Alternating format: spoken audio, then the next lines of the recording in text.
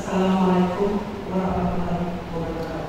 Waalaikumsalam warahmatullahi wabarakatuh. Selamat siang, salam sejahtera bagi kita semua. Yang saya hormati Ibu Ketua Dharma Wangsa Persatuan Kabupaten Bekasi Tenggara, Ibu Dewan Juri, serta panitia pelaksana dan para peserta lomba yang saya hormati. Alhamdulillahirobbilalamin. Wassalatu wassalamu ala asyrofil anbiya'i wal mursalin wa ala alihi ajma'in. Amma ba'du.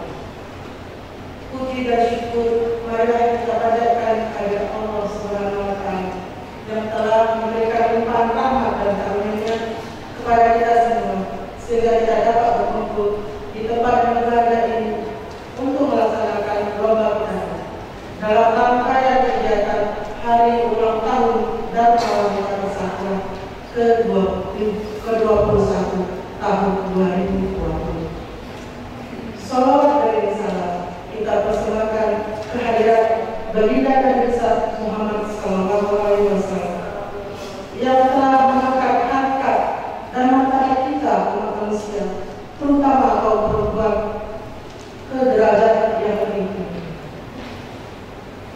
Hadirin yang saya muliakan, wanita atau biasa disebut perempuan merupakan makhluk ciptaan Tuhan yang memiliki sifat lembut dan penuh kasih. Namun, di balik sisinya yang lembut dan penuh kasih sayang, perempuan adalah sosok yang cerdas, tangguh dan bekerja keras. Melalui kecerdasannya, perempuan dapat membawa arah perubahan pembangunan bangsa.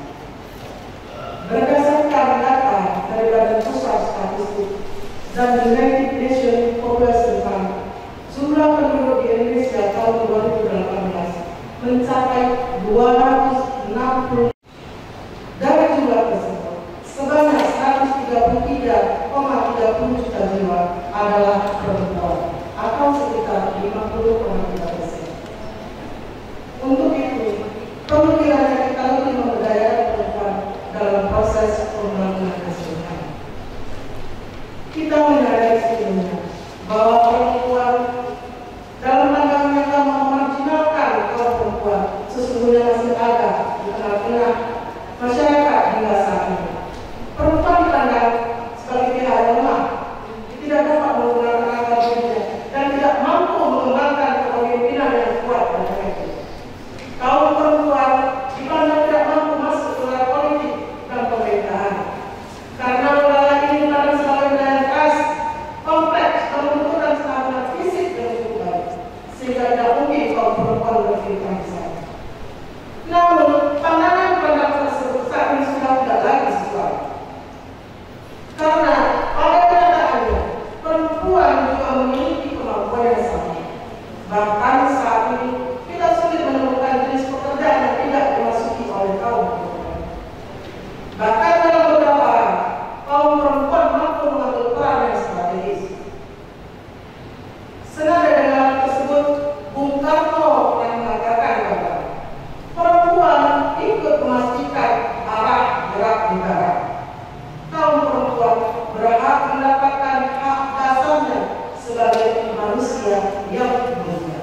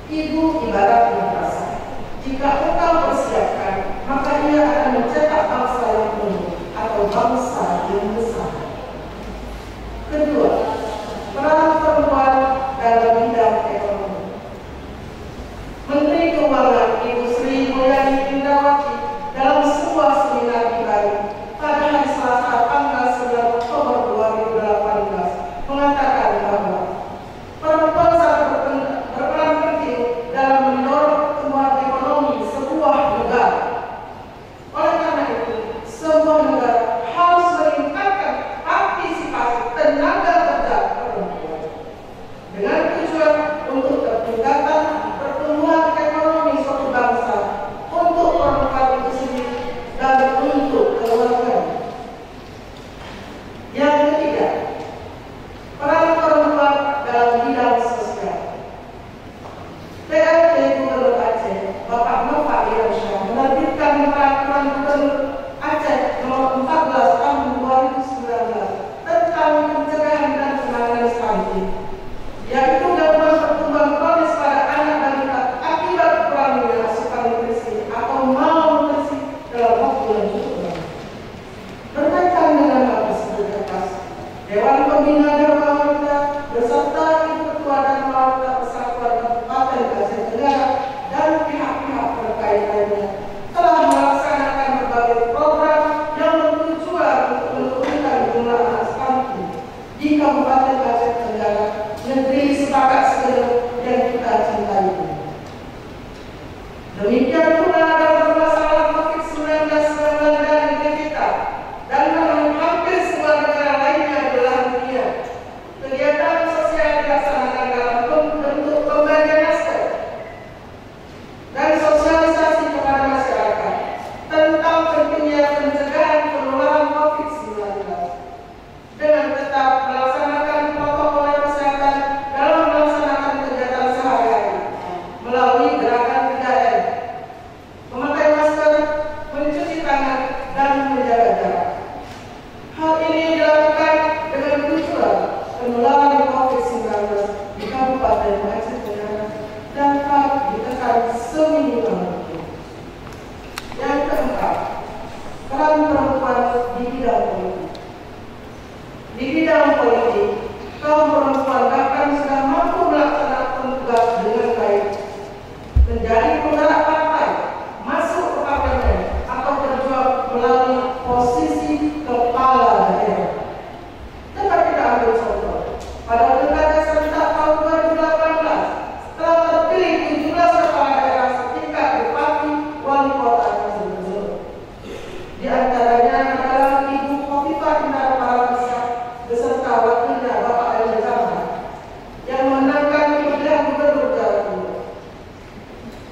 Dalam Kabinet Indonesia Maju periode 2019-2024 juga ada nanti 5 orang menteri yang diangkat mewakili kaum perempuan. Di antaranya adalah Menteri Luar Negeri Ibu Retno Marsudi. Pada periode yang sama juga telah dilantik Ibu Puan Maharani menjadi Ketua DPR RI.